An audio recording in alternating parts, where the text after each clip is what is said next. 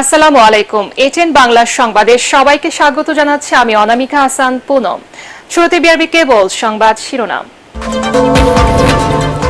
ভারতের বাঁধ ভাঙা ঢলে সীমান্তের 5 জেলায় ভয়াবহ বন্যা। আখাউড়া স্থলবন্দর তলিয়ে গেছে। ফেনীতে উদ্ধার কাজে সেনাবাহিনী।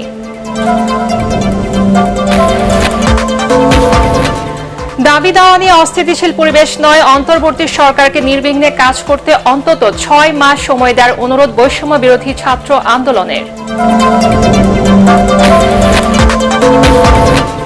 থাকছে না নতুন কারিকুলাম, আগের পাঠ্যক্রমে চলবে শিক্ষা। 1 সপ্তাহের মধ্যে বই ছাপানো শুরু।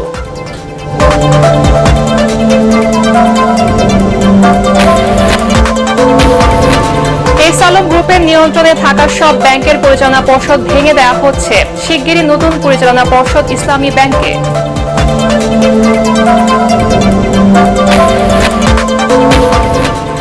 এবং ক্রিকেট থেকে পাপনের বিদায়, বিসিবির দায়িত্ব নিয়ে সাবেক অধিনায়ক ফারুক বললেন বোর্ড সংস্কারের কথা।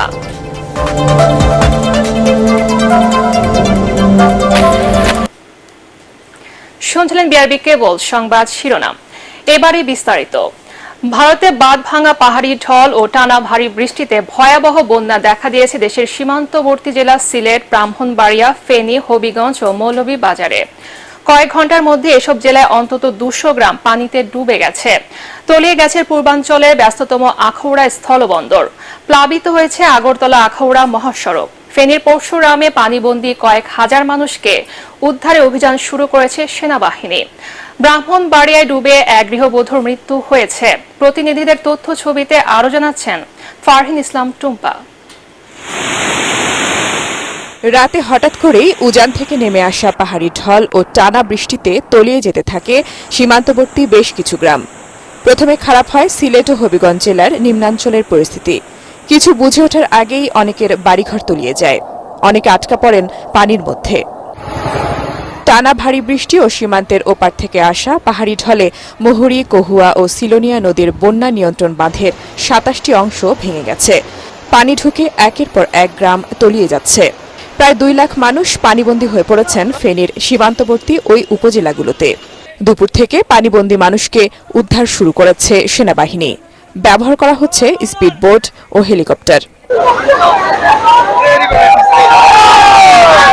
হবিগঞ্জে উজান থেকে নেমে আসা পাহাড়ি ঢল ও টানা বৃষ্টিতে এবং খোয়াই নদী ও জালালাবাদ নদীর পানি বেড়েই চলেছে। এরই মধ্যে তলিয়ে গেছে প্রায় 20,000 হেক্টর জমির ফসল। জেলা প্রশাসন, সেনাবাহিনী, পানি উন্নয়ন বোর্ড মাইকিং করে সতর্ক করছে এলাকাবাসীকে।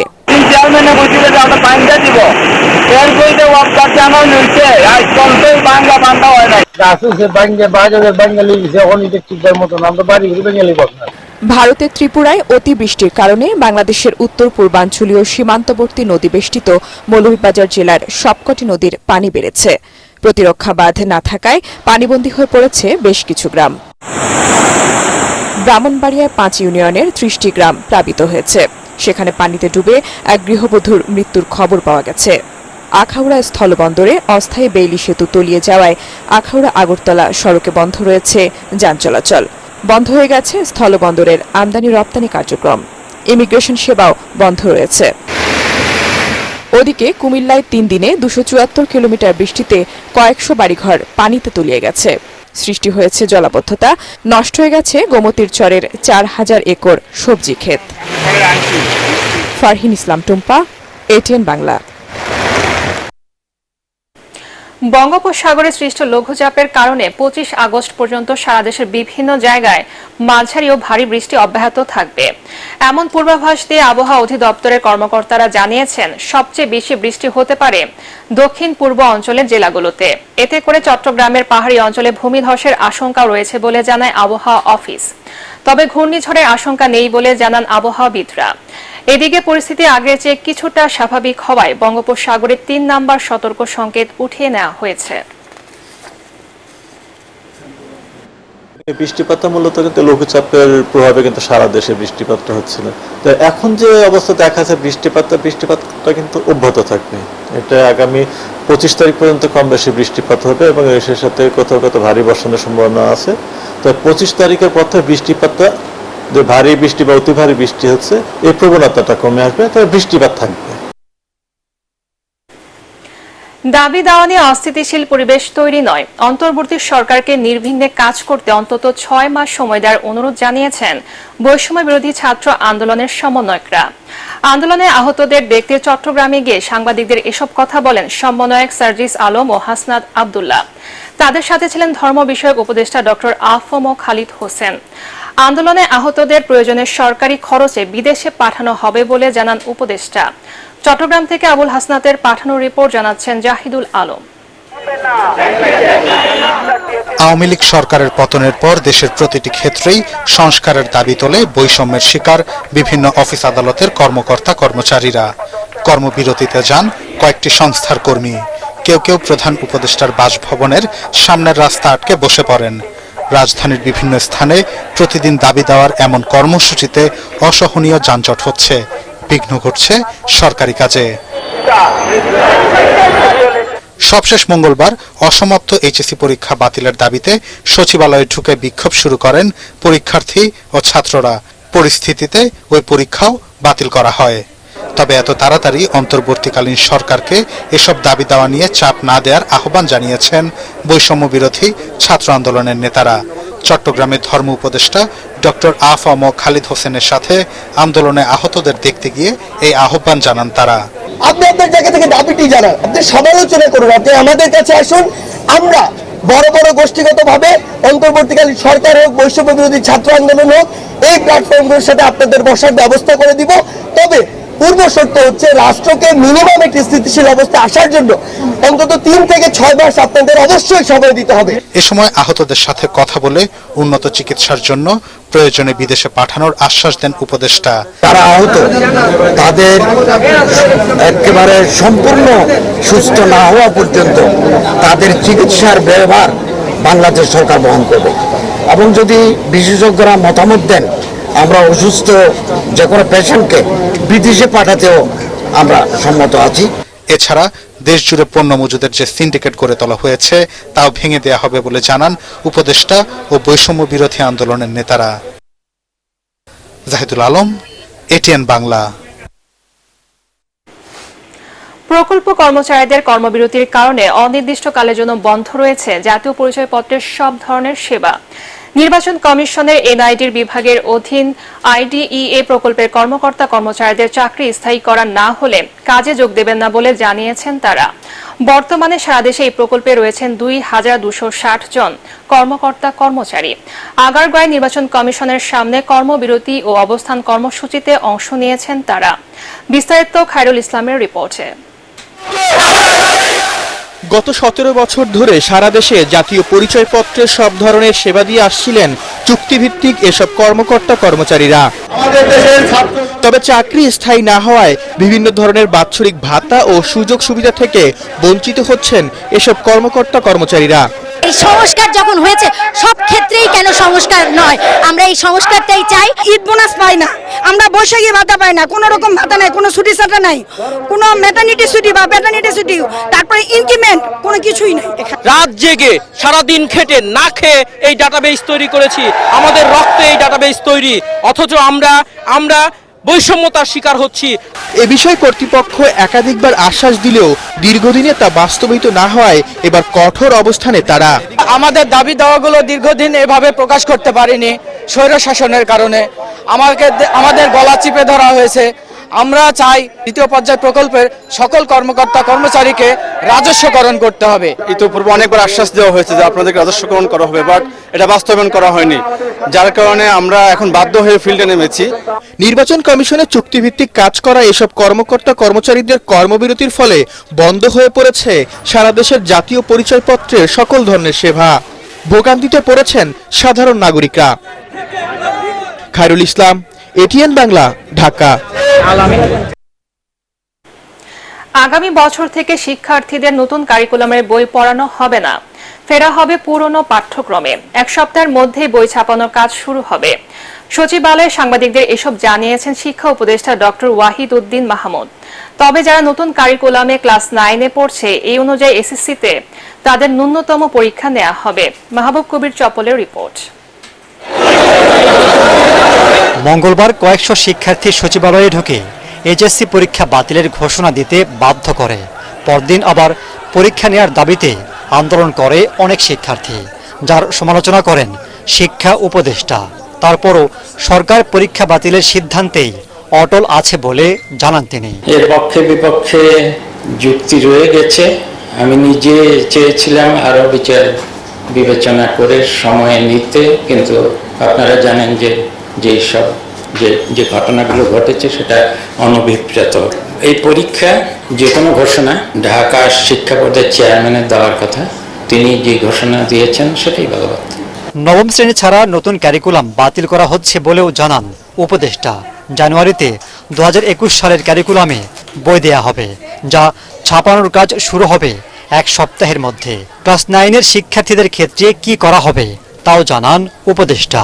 ক্লাস 9-এ যারা আছে তাদের তো অনেক দূর হয়ে গেছে, কিন্তু এই মূল্যায়ন পদ্ধতি না দিয়ে অন্তত কিছু দূর পড়িয়ে মূল্যায়নটা পরীক্ষার ভিত্তিতেই যাতে হয়। আমাদের কাছে যেটা আছে সেটা হলো 2021 সালের আগের যেই পাঠ্যপুস্তকগুলো আছে এগুলোকে ছাপানোর আমি চেষ্টা করব, যে অন্তত বইগুলো সুন্দরভাবে ভালোভাবে মুদ্রিত, ঠিক সময়ে মুদ্রিত হয়, আর্থিক অনিয়ম হবে না, এটা আমি নিশ্চিত করব। উপদেষ্টা বলেন, 10ম শ্রেণী পর্যন্ত যে একমুখী শিক্ষা চালু করা হয়েছিল তা বাতিল করা হচ্ছে।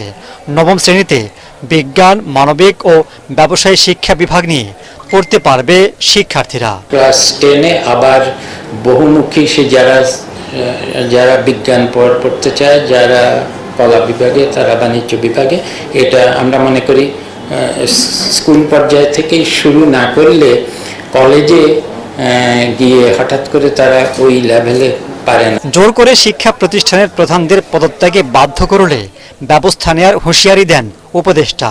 জানান, দ্রুত সব বিশ্ববিদ্যালয়ে নিরপেক্ষ শিক্ষকদের ভিসি হিসেবে নিয়োগ দেওয়া হবে। ভালো ভালো মানুষ আছেন যারা। মাহবুব কবির চপল, এটিএন বাংলা, ঢাকা। বৈষম্য বিরোধী ছাত্র আন্দোলনে হত্যা, গণহত্যা সহ মানবতা বিরোধী অপরাধে সাবেক প্রধানমন্ত্রী শেখ হাসিনার বিরুদ্ধে আন্তর্জাতিক অপরাধ ট্রাইব্যুনালের তদন্ত সংস্থায় আরও 3টি মামলা হয়েছে। মানবতা বিরোধী অপরাধে এ নিয়ে 7টি মামলা দায়ের হলো তার বিরুদ্ধে। আরও জানাচ্ছেন হুমায়ুন চিশতি। বৈষম্য বিরোধী ছাত্র আন্দোলনকে ঘিরে সাবেক প্রধানমন্ত্রী শেখ হাসিনার বিরুদ্ধে আন্তর্জাতিক অপরাধ ট্রাইব্যুনালে একের পর এক মানবতা বিরোধী অপরাধের মামলা দায়ের হচ্ছে। বুধবার দায়ের করা হয় 3টি মামলা। এর মধ্যে 18 জুলাই মিরপুরে গুলিতে নিহত শিক্ষার্থী শাহরিয়ার বিন মতিনের বাবা শেখ হাসিনা সহ 52 জনের নাম উল্লেখ করে মামলা করেন। এছাড়া শেখ হাসিনা সহ 74 জনকে আসামি করে মামলা করেন 19 জুলাই মিরপুরে গুলিতে নিহত আসিফ ইকবালের বাবা। আমার একমাত্র ছেলে, সেই ছেলে হত্যার বিচার চাই। 2টি অভিযোগে আমরা তৎকালীন প্রধানমন্ত্রী শেখ হাসিনা সহ 70 জন এবং অপরটিতে 73 জন আমরা আসামি করি, এবং এটাতে অজ্ঞাত আছেন আরো প্রায় 450 থেকে 500 অজ্ঞাত আছে। এদিকে চট্টগ্রামে নিহত ফয়সাল আহমেদের বাবা জাকির হোসেন সাবেক প্রধানমন্ত্রী শেখ হাসিনা ও সাবেক সেতুমন্ত্রী ওবায়দুল কাদের সহ 77 জনকে আসামি করে তদন্ত সংস্থায় একটি অভিযোগ দায়ের করেন। এসব মামলায় শেখ হাসিনা ও তার সরকারের মন্ত্রী ও আওয়ামী লীগ নেতাদের হুকুমের আসামি করা হয়েছে। সিস্টেম ক্রাইম বলা হয় যে একটি নির্দিষ্ট গ্রুপকে টার্গেট করে যদি একটি গণহত্যা চালানো হয় এবং এই হত্যাকাণ্ডটা যদি ওয়াইড স্প্রেড এবং সিস্টেমেটিক্যালি সারা দেশব্যাপী ছড়িয়ে যায়। এখানে হত্যাকারী এবং হত্যা নিহত যারা হয়েছে তাদের মধ্যে একটা সম্পর্ক আছে। সম্পর্কটা কি? হত্যাকারী হলো আওয়ামী লীগ এবং পুলিশ সদস্য বা আইন শৃঙ্খলা বাহিনী, আর যাদেরকে টার্গেট করা হয়েছে তারা সব বৈষম্য বিরোধী ছাত্র আন্দোলনের নেতা কর্মী সমর্থক। 15 আগস্ট থেকে শেখ হাসিনার বিরুদ্ধে আন্তর্জাতিক অপরাধ ট্রাইব্যুনালে মানবতা বিরোধী অপরাধের মোট 7টি মামলা হয়েছে। এর মধ্যে একটি রাজধানীর শাপলা চত্বরে 2013 সালে হেফাজতে ইসলামের সমাবেশ ঘিরে গণহত্যার। হুমায়ুন চিশতি, এটিএন বাংলা, ঢাকা। সাবেক বিদ্যুৎ প্রতিমন্ত্রী নসরুল হামিদ বিপুর অফিসে আইনশৃঙ্খলা বাহিনী যৌথ অভিযান চালিয়ে আগ্নেয়াস্ত্র ও গুলিসহ প্রায় 1 কোটি টাকা এবং বিদেশি মুদ্রা জব্দ করেছে। ঢাকা জেলার ম্যাজিস্ট্রেটের নেতৃত্বে সেনাবাহিনী, পুলিশ ও র্যাব সদস্যরা বনানীতে তার প্রিয় প্রাঙ্গণ ভবনের বিভিন্ন কক্ষে প্রায় 11 ঘণ্টা অভিযান চালিয়ে এসব উদ্ধার করেন। অর্থ ও অস্ত্রের উৎসের সন্ধান করে আইনি ব্যবস্থা নেওয়া হবে বলে জানিয়েছে পুলিশ। ইমদাদুল্লাহ বাবুর রিপোর্ট। রাজধানীর বনানীতে 17 নম্বর রোডের এই ভবনে সাবেক বিদ্যুৎ প্রতিমন্ত্রী নসরুল হামিদ ও তার ছোট ভাই ইন্তেখাবুল হামিদ পরিচালিত হামিদ গ্রুপের অফিস। মঙ্গলবার রাতে এই ভবনে যুব ও ক্রীড়া উপদেষ্টা আসিফ মাহমুদ, বৈষম্য বিরোধী ছাত্র আন্দোলনের অন্যতম দুই সমন্বয়ক সার্জিস আলম ও হাসনাত আব্দুল্লাহ সহ গণ অধিকার পরিষদের সভাপতি নুরুল হক নূরের উপস্থিতিতে চালানো হয় অভিযান। এ সময় ভবনটির বিভিন্ন কক্ষের সিন্দুক ও ভল্ট ভেঙে একটি আধুনিক আগ্নেয়াস্ত্র, 2টি ম্যাগাজিন ও 50 রাউন্ড গুলি উদ্ধার করা হয়। জব্দ করা হয় নগদ 1,51,300 টাকা ও 550 তুর্কি মুদ্রা লিরা। আপনাদের পূর্বে যারা আসছে আপনাদেরকে অবহিত করার আগে তারা এসে ভেঙে চুরে। দপ্তরটির এক কর্মকর্তার দাবি, নগদ যে টাকা উদ্ধার করা হয়েছে তা অফিস খরচ মেটাতে বিভিন্ন বিভাগের ভল্টে রাখা হয়েছিল। হামিদ কনস্ট্রাকশন লিমিটেড মন্ত্রীর ভাই এবং ওনাদের সেপারেশন হয়ে গেছে। ছাত্র সমন্বয়কারীদের আমি তাদেরকে অবশ্যই সাধুবাদ জানাই। দেশ সংস্কারের জন্য তাদের সাথে আমরা একত্রিত হয়ে কাজ করতে প্রস্তুত। কিন্তু তারা আইন শৃঙ্খলা বাহিনী থাকতে হাজার হাজার ছাত্র, একটা ক্যামেরা নাই কেন দল আমার আইন শৃঙ্খলা বাহিনী তো ক্যামেরা ভাঙার কথা না। তবে পুলিশ বলছে অফিস কর্মীদের সহযোগিতা না পেয়ে ফায়ার সার্ভিস ও স্থানীয়দের উপস্থিতিতে ভল্টগুলো ভাঙা হয়েছে।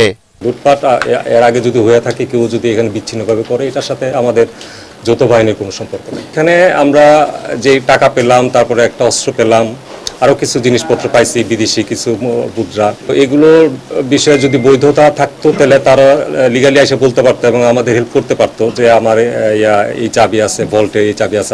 বৈষম্য বিরোধী ছাত্র আন্দোলনের অভিযোগ, আন্দোলন দমনে এই অফিস থেকে ছাত্রলীগের নেতাকর্মীদের সব ধরনের সহযোগিতা দেয়া হয়েছিল। ইমদাদুল্লাহ বাবু, এটিএন বাংলা, ঢাকা। আওয়ামী লীগের সাংগঠনিক সম্পাদক আহমদ হোসেন এবং চট্টগ্রাম বন্দরের সাবেক চেয়ারম্যান অবসরপ্রাপ্ত রিয়ার অ্যাডমিরাল মোহাম্মদ সোহাইলের 4 দিনের রিমান্ড মঞ্জুর করেছেন আদালত। এর আগে দুপুরে ঢাকার সিএমএম আদালতে কঠোর নিরাপত্তায় হাজির করা হয় আসামিদের। এ সময় যুবদল নেতা নবীন তালুকদার হত্যার ঘটনায় পল্টন থানার মামলায় পুলিশ আসামিদের 10 দিনের রিমান্ডের আবেদন করলে ঢাকার মেট্রোপলিটন ম্যাজিস্ট্রেট মোহাম্মদ জসিম 4 দিনের রিমান্ড মঞ্জুর করেন।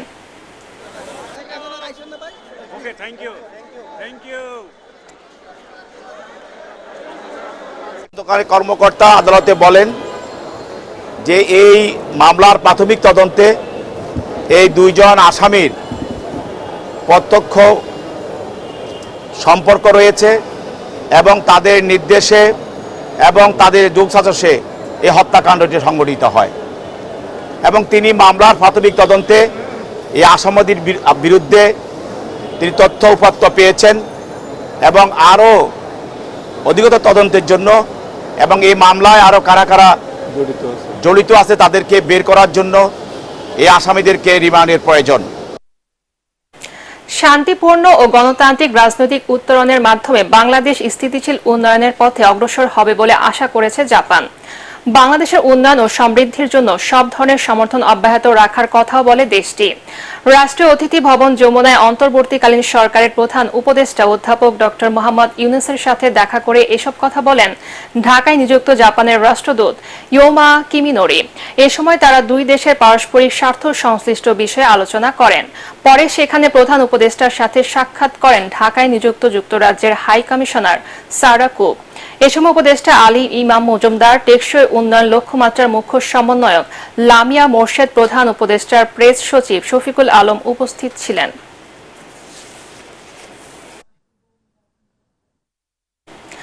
রাজনৈতিক পট পরিবর্তন হলো বাংলাদেশের সাথে সম্পর্ক এগিয়ে নিয়ে যাওয়ার ঘোষণা দিয়েছেন চীনের রাষ্ট্রদূত ইয়াও ইয়েন। বিএনপি মহাসচিবের সাথে বৈঠক শেষে তিনি বলেন, বাংলাদেশে চীনের সহযোগিতা অব্যাহত থাকবে। মির্জা ফখরুল জানান, বিএনপির সাথে চীনা রাষ্ট্রদূতের এই বৈঠকের ফলে সম্পর্ক নতুন মাত্রা পাবে। মইনুল আহসানের রিপোর্ট। ছাত্র জনতার গণঅভ্যুত্থানে সরকারের পতন ও শেখ হাসিনার দেশ থেকে পালিয়ে যাওয়ার পর নতুন রাজনৈতিক পরিস্থিতিতে বিএনপির নীতি নির্ধারকদের সাথে বৈঠক করতে আসেন ঢাকায় চীনের রাষ্ট্রদূত ইয়াও ইয়েন। চেয়ারপারসনের গুলশান কার্যালয়ে মির্জা ফখরুলের নেতৃত্বাধীন বিএনপি প্রতিনিধি দলের সাথে 1 ঘণ্টারও বেশি সময় ধরে চলে বৈঠক। পরে সংবাদ সম্মেলনে চীনা রাষ্ট্রদূত বলেন, যে কোনো পরিস্থিতিতে বাংলাদেশের মানুষের পাশে রয়েছে Beijing. On the leadership of this interim government, Bangladesh will have stability and bring Bangladesh into normal track of development, and will bring all the people of Bangladesh to move forward. And China also committed, we will support independence, sovereignty and territorial integrity of Bangladesh, and were supportive this interim government.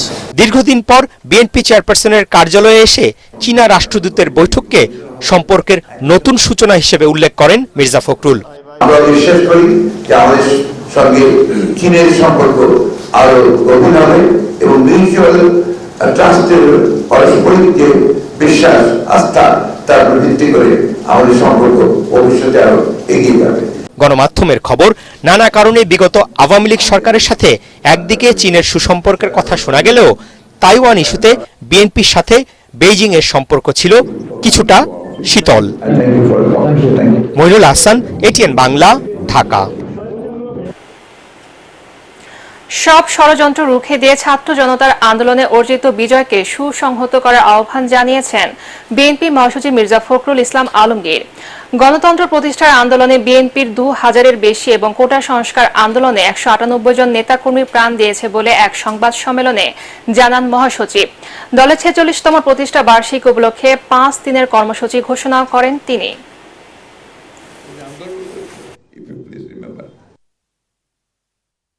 এখন আমাদের সামনে কিন্তু অনেক বড় সংগ্রাম, অনেক বড় লড়াই। সে লড়াই দেখি এই বিজয়কে সংগত করা, সুসংগত করা। এই বিজয়কে যদি আমরা সুসংগত করতে না পারি তাহলে আবার কিন্তু নব্য ফ্যাসিবাদ এসে হাজির হবে। এ ব্যাপারে আমাদের খুব স্পষ্ট সিদ্ধান্ত হয়েছে যে আমরা কোন রকম কোন বিশৃঙ্খলা সন্ত্রাসকে আমরা সহ্য করব না। আলোচিত এস আলম গ্রুপের নিয়ন্ত্রণে থাকা সব ব্যাংকের পরিচালনা পর্ষদ ভেঙে দেওয়া হবে বলে জানিয়েছেন বাংলাদেশ ব্যাংকের governor doctor Ahsan H Mansur. একই সাথে ইসলামী ব্যাংকের সব শেয়ার প্রাথমিকভাবে সরকার নিয়ে নেবে এবং শীঘ্রই ব্যাংকের পরিচালনা পর্ষদ ভেঙে নতুন পর্ষদ গঠন করা হবে বলে জানান তিনি। দেশের অর্থনীতি স্থিতিশীল রাখায় সামনের দিনগুলোতে সবচেয়ে বড় চ্যালেঞ্জ বলেও জানান বাংলাদেশ ব্যাংকের গভর্নর। শরফুল আলমের রিপোর্ট। অন্তর্বর্তীকালীন সরকার গঠনের পর থেকেই এস আলম গ্রুপের নিয়ন্ত্রণে থাকা ইসলামী ব্যাংক সহ 6টি ব্যাংকের নানা দুর্নীতি অনিয়ম উঠে আসে। একই সাথে ব্যাংকটির পরিচালনা পর্ষদ ভেঙে দেওয়ার দাবিও জানান কর্মকর্তা কর্মচারীরা। ইসলামী ব্যাংকের মালিকানা থাকায় ওই ব্যাংকের একাংশের প্রতিনিধিরা বাংলাদেশ ব্যাংকের গভর্নরের সাথে বৈঠক করেন।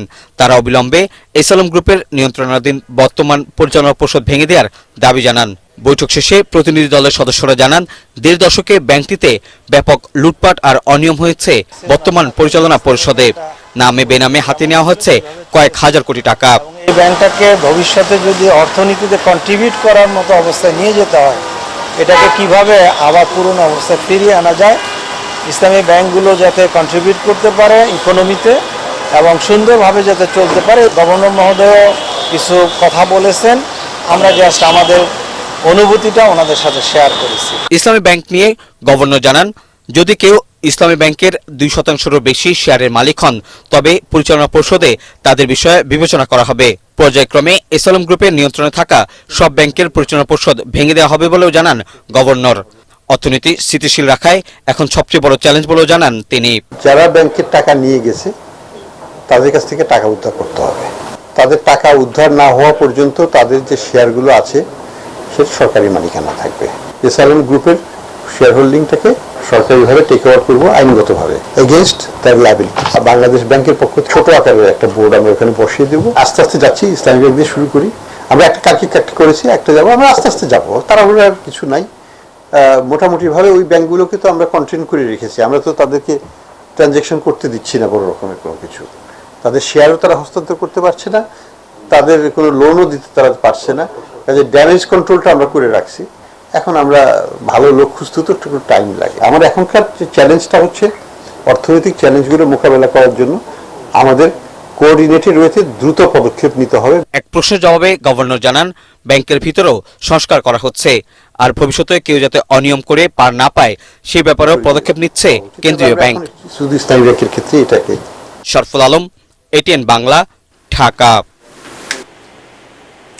আওয়ামী লীগ সরকারের সংশোধিত সংবিধান বাতিল করে দ্রুত নতুন সংবিধান প্রণয়ন করার আহ্বান জানিয়েছেন কবি ফরহাদ মাজহার।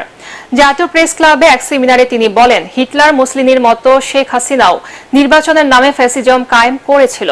এ সময় অন্তর্বর্তীকালীন সরকারের প্রধান উপদেষ্টা ডক্টর মোহাম্মদ ইউনূসকে রাষ্ট্রপতির মর্যাদা দেওয়ার আহ্বানও জানান তিনি। এছাড়া নতুন গঠনতন্ত্র প্রণয়ন না করা পর্যন্ত এই সরকারকে সমর্থন করতে সকল রাজনৈতিক দলকে আহ্বান জানান তিনি। আরও জানাচ্ছেন মুশফিকুর রহমান। জাতীয় প্রেস ক্লাবে প্রতিবাদী নাগরিক সমাজের গণ অভ্যুত্থান এবং আমাদের করণীয় শীর্ষক সেমিনারে ফ্যাসিবাদের পতন, অন্তর্বর্তীকালীন সরকারের করণীয় সম্পর্কে প্রস্তাবনা তুলে ধরেন ডক্টর আনোয়ারুল্লাহ চৌধুরী। এতে প্রধান আলোচক হিসেবে উপস্থিত ছিলেন কবি ফরহাদ মাজহার। তিনি বলেন, সকল দলমতের অংশগ্রহণে একটি সফল গণ অভ্যুত্থান হয়েছে, তাই জনগণের চাহিদা অনুযায়ী সংবিধান করতে হবে। তিনি আরও বলেন, এখনও শেখ হাসিনার সংবিধানকে বহাল রাখার পায়তারা চলছে, দ্রুত নতুন সংবিধান প্রণয়নের দাবি জানান তিনি। এই সংবিধানের জন্য আমরা লড়াই করেছি, যে দিয়েছেন আপনারা, না এই সংবিধানকে উৎখাত করার জন্য আমরা লড়েছি। আমরা কি সংবিধান মেনে বিপ্লব করেছি? আমরা সংবিধান বিরোধী কাজ করেছি। ফলে এই সংবিধান রাখা মানে এই পুরো গণ অভ্যুত্থানকে অপমান করা। যারা ফ্যাসিস্ট তারা আমাদের শত্রু, আর আমরা যারা তাদের বিরুদ্ধে লড়াই করেছি আমরা জনগণ।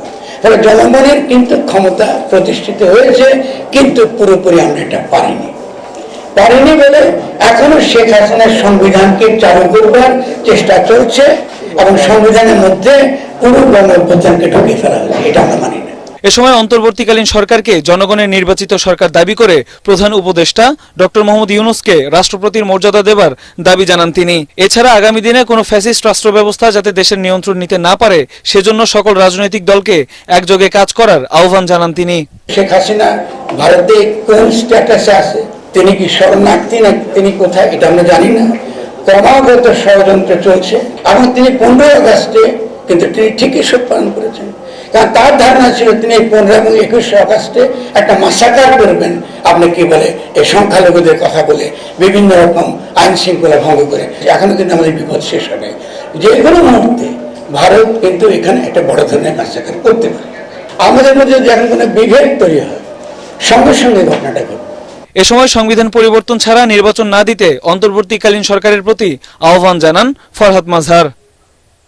মুশফিকুর রহমান, এটিএন বাংলা, ঢাকা। 21শে আগস্ট গ্রেনেড হামলা মামলার পুনর্তদন্তের দাবি জানিয়েছেন বিএনপির আইন বিষয়ক সম্পাদক কায়সার কামাল। সুপ্রিম কোর্টে তিনি সাংবাদিকদের বলেন, এই মামলায় বিএনপির ভারপ্রাপ্ত চেয়ারম্যান তারেক রহমান সহ বিএনপি নেতাদের অন্যায়ভাবে সাজা দেওয়া হয়েছে। ন্যায় বিচারের স্বার্থে এই ঘটনায় জড়িত প্রকৃত আসামিদের বিচারের আওতায় আনা জরুরি। বর্তমানে হাইকোর্টে আসামিদের মৃত্যুদণ্ডাদেশের অনুমতি বা ডেথ রেফারেন্স ও আপিলের শুনানি চলছে। জনাব তারেক রহমান সাহেব আগাগোড়া ইনোসেন্ট ছিলেন বিদায়ী তত্ত্বাবধায়ক সরকারের সময় মঈনুদ্দিন ফখরুদ্দিনের সময়ও চার্জশিটে তারেক রহমান সাহেবের নাম ছিল না। একতরফাভাবে রায় হয়েছে, সম্পূর্ণ নিরপেক্ষভাবে তদন্ত করে পারপিট্রেটরদেরকে শাস্তি দেওয়া, সেই অবস্থান বিএনপির এখনো আছে। দায়িত্ব নিয়ে ক্রিকেট বোর্ডের সংস্কারের কথা বলেন বিসিবির নতুন সভাপতি ফারুক আহমেদ।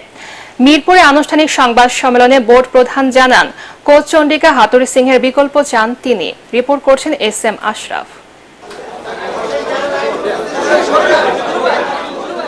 স্বাধীনভাবে কাজ করতে না পারার ক্ষোভ নিয়ে 2016-তে প্রধান নির্বাচকের দায়িত্ব ছেড়েছিলেন ফারুক আহমেদ। সেই তিনি আবারও বোর্ডে, এবার আরো বড় দায়িত্ব। কথা দিলেন নির্বাচন প্রক্রিয়ায় কোনো হস্তক্ষেপ না করার। আপনি এটা রেস্ট অ্যাসিওর থাকেন, আমি বোর্ড প্রেসিডেন্ট হিসাবে আমি সিলেক্টেডদের ম্যাক্সিমাম স্বাধীনতা দেওয়ার চেষ্টা করব।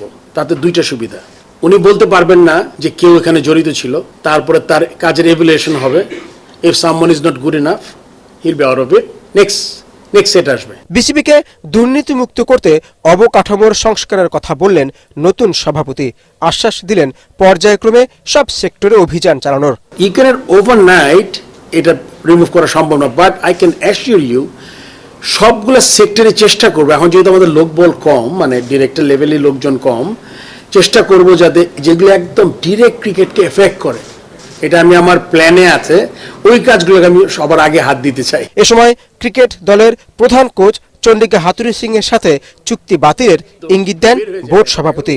এখন যেমন আমার অফিসিয়ালি কিছু জিনিস দেখতে হবে যে মানে কেমনে কি করা দরকার, তার চেয়ে বেটার কাউকে পাইলাম কিনা, বা তার কাছাকাছি ছোট কাউকে পেলাম না যে আমাদের জন্য বেটার সার্ভিস করতে পারবে, এটা দেখবো, তারপর কথা বলবো। এর আগে যুব ও ক্রীড়া মন্ত্রণালয়ে সভায় বসেন বোর্ড পরিচালকরা। সেখানে নাজমুল হাসান পাপনের পদত্যাগ পত্র গ্রহণ করা হয়, আর সবার ভোটে সভাপতি নির্বাচিত হন বাংলাদেশের সাবেক এই অধিনায়ক। S M Ashraf, ATN Bangla, Dhaka. ৭১ টেলিভিশনের চাকরি থেকে অব্যাহতি পাওয়া বার্তা প্রধান শাকিল আহমেদ ও প্রধান প্রতিবেদক উপস্থাপক ফারজানা রূপাকে ঢাকার হযরত শাহজালাল আন্তর্জাতিক বিমানবন্দর থেকে গ্রেফতার করা হয়েছে। ঢাকা মহানগর পুলিশের গোয়েন্দা বিভাগ তাদের গ্রেফতার করে। রাজধানীর উত্তরা পূর্ব থানার একটি হত্যা মামলায় তাদের গ্রেফতার দেখানো হয়েছে। শাকিল ও ফারজানা স্বামী স্ত্রী। তাদের গ্রেফতার করে ডিবি অফিসে নেওয়া হয়।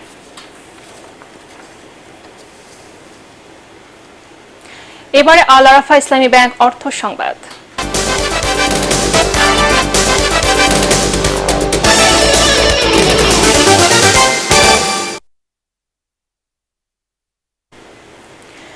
এফবিসিসিআই এর বর্তমান পরিচালনা পর্ষদের পদত্যাগের দাবিতে রাজধানীর মতিঝিলে মানববন্ধন করেছেন সংগঠনটির সাধারণ পরিষদের সদস্যরা। এফবিসিসিআই সভাপতি সহ বর্তমান পরিচালনা পরিষদকে ৪৮ ঘণ্টার মধ্যে পদত্যাগের দাবি জানান তারা। একই সাথে অবিলম্বে প্রশাসক নিয়োগের আহ্বান জানান আন্দোলনকারীরা। সকালে এফবিসিসিআই কার্যালয়ের সামনে মানববন্ধনের সাধারণ সদস্যরা বলেন, বর্তমান পরিচালনা পর্ষদের সদস্যরা দেশের ব্যবসা বাণিজ্য ও শিল্পে অবদান রাখেনি, বরং সিন্ডিকেট করে নিত্যপণ্যের দাম বাড়াতে সহযোগিতা করেছে। এফবিসিসিআই এর বাজার তদারকি কমিটি থাকলেও নিত্যপণ্যের দাম নিয়ন্ত্রণে কাজ করেনি তারা। বিগত আওয়ামী লীগ সরকারের তোষামোদি ও সিন্ডিকেট বাণিজ্যের মাধ্যমে হাজার কোটি টাকা লুটপাট করেছে। অবিলম্বে ব্যবসায়ী সিন্ডিকেট ভেঙে জিনিসপত্রের দাম সহনীয় পর্যায়ে আনতে সবার সহযোগিতা চান এফবিসিসিআই এর সাধারণ সদস্যরা।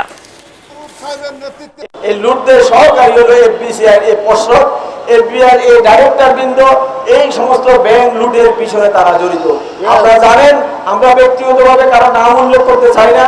আমরা চাচ্ছি যে সরকার অবিলম্বে এফবিসিআই এর পর্ষদকে বাতিল করে দেওয়া হোক।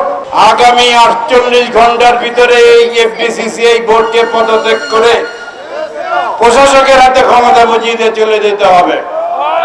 তা নাহলে আমরা দুর্বার আন্দোলন গড়ে তুলব। এফবিসিসিআই কে আবারও বলি, কোন নমিনেটেড ডাইরেক্টর দরজা দিয়ে ঢুকতে পারবে না। চাকরি স্থায়ী করার দাবিতে মানববন্ধন ও বিক্ষোভ করেছেন জনতা ব্যাংকের অস্থায়ী কর্মচারীরা। মতিঝিলে জনতা ব্যাংকের ৪র্থ শ্রেণীর কর্মচারীরা চাকরি স্থায়ী করার দাবিতে বিক্ষোভ করে। এ সময় তারা বলেন, দুই যুগের বেশি সময় ধরে নিষ্ঠার সাথে দায়িত্ব পালন করলেও তাদের চাকরি স্থায়ী হচ্ছে না। বেতন ভাতা সহ নানা ধরনের বৈষম্যের শিকার তারা। অবিলম্বে জনতা ব্যাংকের অস্থায়ী কর্মচারীদের চাকরি স্থায়ী না করলে বৃহত্তর কর্মসূচির ঘোষণা করা হবে বলেও জানান তারা। এবার পার্টেস খেলার খবর।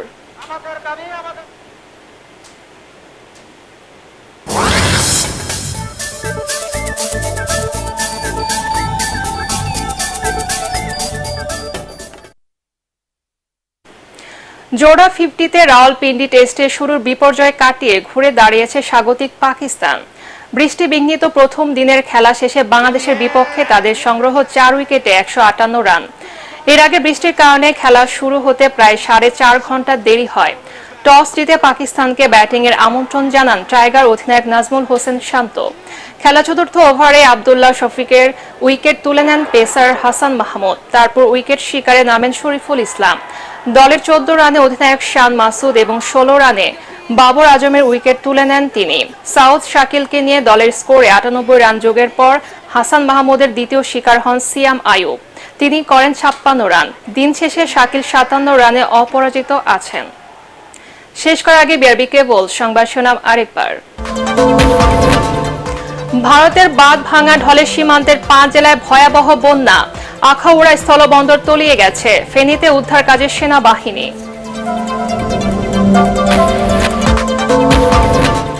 দাবি দাওয়া নিয়ে অস্থিতিশীল পরিবেশ নয়, অন্তর্বর্তী সরকারকে নির্বিঘ্নে কাজ করতে অন্তত 6 মাস সময় দেওয়ার অনুরোধ বৈষম্য বিরোধী ছাত্র আন্দোলনের। থাকছে না নতুন কারিকুলাম, আগের পাঠ্যক্রমে চলবে শিক্ষা। 1 সপ্তাহের মধ্যে বই ছাপানো শুরু।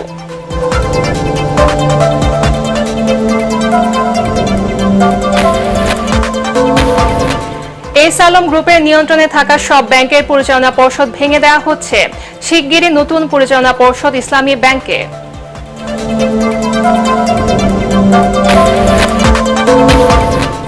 এবং ক্রিকেট থেকে পাপনের বিদায়, বিসিবির দায়িত্ব নিয়ে সাবেক অধিনায়ক ফারুক বলেন বোর্ড সংস্কারের কথা।